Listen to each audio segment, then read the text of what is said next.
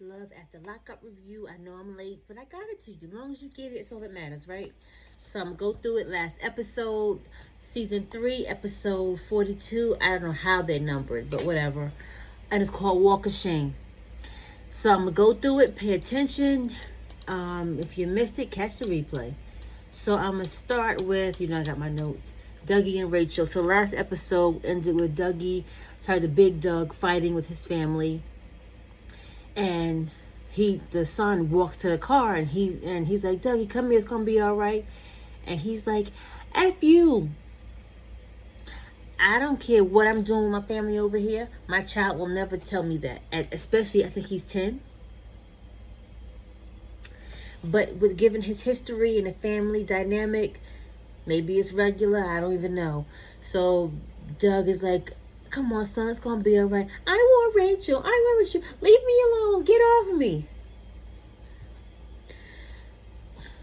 So Rachel is looking in disbelief. She's shocked. His sister is like, give him 60 days. He goes back in every time he comes out after 60 days. I'm like, ooh, she told you. And he's yelling at her, cursing at her. And he's telling her, pass a drug test, bitch. Like, it's going crazy. And the father's just sitting there like, whatever. And then they leave. Rachel and Doug and Dougie leave, and they're saying like, the little boy's in the back crying, and he's like, I didn't know you were like this. I can't believe this. You need your family. And Doug is like, I don't need nobody. And he's like, well, I need them. And it was heartbreaking to hear him say that, because it's like, I took that as, you're never here, or you're going to go back to jail. So I need your family to be my family, because you're not a family to me, which was what I took it as, because that was awful. And Rachel was like, he told you F you because you was angry, because he was angry. And she kind of justified it, but it's like, no, he's still, no.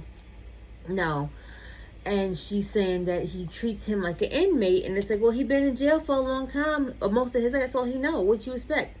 And she said, well, let's go to family therapy so we can learn how to talk to each other, so we're not going through this crazy cycle and repeating the cycle. He's like, I'm not doing it. I'm not paying them no money to tell me something I already know. And he's like, I've been in therapy since the 3rd grade. That says a lot. He said, I psyched the psych out. That says a lot. Nobody sane says that. And he's like, they gave me Ritalin. My parents loved me, but they just didn't know how to love me. What? So she's like, we have to go to therapy before we have a baby. A baby? Girl, I mean, whatever. Next couple, Anissa and Jeff. So he's outside talking to her best friend, who's a guy who I feel like he likes her, but he's never going to tell her. And he's talking, Kyle is his name. So Jeff is talking to Kyle, Anissa's friend. And he's like, I want to tell you something, but I don't want you to tell Anissa. And I'm like, here we go. He said, before I got locked up, I thought I got a girl pregnant. When I called when I was in jail, her mom answered the phone and said it wasn't yours, leave her alone, and hung up the phone. He got out of jail because I guess he's still been in contact with her, and kind of said, I got a blood test. Here's your information. I'm basically the father. So he has a baby, and he wants to tell Anissa himself. And Kyle's like, if he don't tell her, I'm going to tell her. And, I don't care. So Jeff is like, oh, well, if he tells her before I do, I know what kind of guy he is, or he ain't going to be around. Man, shut up. So she brings her cousin Penny, and Penny's like, so what do you do all day? He's lifting weights with a concrete cinder block. And he said, I get up, I eat, I work out on my phone playing poker, and that's it. And I dislike when all of the people on the show say, I bet you never had this when you was in jail. I bet you didn't do that when you was in jail. You know they didn't do that when they was in jail. So why do you say that to them? Like, and it makes them feel like they're back in jail. Excuse me.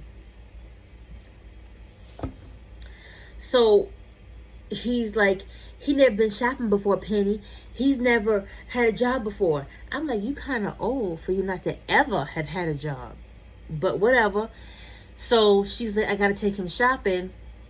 And then he goes to his little confessional, and he says, Now, we all know his teeth are all jacked up. He said, I want to work to save every penny I have for new teeth, and in this order, new teeth, a motorcycle. Yes, he did. I'm not making it. A motorcycle. That's what he called it. And Gucci pants. He said, all my life, I've only worn name brand stuff. Not when you was in jail for all them years, you didn't. But okay, you never had a job or went shopping, so how'd you have this name brand stuff? So I'ma just, okay. Yeah, okay. That's them. So we're gonna see if next episode he tells her about the baby and go from there. Courtney and Josh. Courtney's upset because Josh doesn't want to have sex with her every 3rd second, and she's very annoying. Very annoying. He's in the kitchen making noodles, and she's like, what are you doing, Josh? And he's like, the same thing I was doing 2 minutes ago, making soup. Like, get the fuck out of here. And she's like, he's been out 2 weeks quarantining, and we only had sex 3 times. All he wants to do is play video games. He was in jail for 11 years by himself. Y'all have, and a lot of the women do it, I've noticed. They just try to suction them and make them think that they're the same person they were when they were on the phone. And on the phone, you giving them all you got, because that's all you got to give is what they all have on the outside. In person, whole different thing. It's freedom, okay? So she's like, well, I'm attractive. Why don't you want me? I feel insecure when you do this. And he's just like, stop making a big deal out of no deal. And she goes, well, I admit I'm kind of jealous. He's in the house. How are you jealous? He's in the house. And he's like, well, I'm about to be 30 years old and stuff don't work like it used to. So she's not happy about that, and she just wants him to be who he was when they were on the phone. Stan and Lisa, they didn't give me much. He made steak. She never had steak like that before. For Stan to have all this money, he sure don't look like it. And maybe that's the kind of money you gotta have when you save a good coin and are rich. But he's making her the steak on this grill. The grill was a little round Weber grill that was on the floor. He's on his knees flipping the steak, y'all. Like, what? You ain't had a tall Weber? You couldn't get a... Okay, yeah. So then he's giving her champagne. She goes, I never had champagne before. Then she's talking about the steak and how good the food is. And she says, I didn't cook. He said, can you help me? She goes, I don't know what I'm doing. In jail, I have people make my food for me. Because I'm like, oh, because you was a lesbian and you had girlfriends. Because when she came out, her hair was shaved off. She was a good lesbian. She still is, but she never had champagne before. She asked, is it like lemonade? Girl, what? He's like, no, it's like soda. What? Then they keep doing these little sexual innuendos, talking about going to the basement and tying him up, and he likes that she is like the dominator and he's submissive to her. Next, Brittany and Ray, they in the bed. She says he's the best love maker she's ever had, and he made love to her all night. Yeah. And then he gets a text, his grandma's coming by, and she's very protective of him because he's the first grandchild. You ain't got to say no more. My son is the first grandchild in the family, and when I tell you my mother is insane for my son, it's out there. Where, I don't know, but it's out there when they come to their first grandson. So she comes over to bring him food. It's like fried chicken. I think it was like mashed potatoes, which is what grandmas do. You know that you always said, I love my grandma's whatever. For me, I love my grandma's cake. Her cake, whatever she made was delicious, and I loved it. So he comes over and she wants to talk to her, and Brittany gets annoyed. Is she gonna be over here every day? Bitch, shut up. He was in jail for a long time. Grandma ain't seen him. Grandma don't know how long she got to live. Grandma could do what she want to do. Like, stop. She ain't living here with y'all.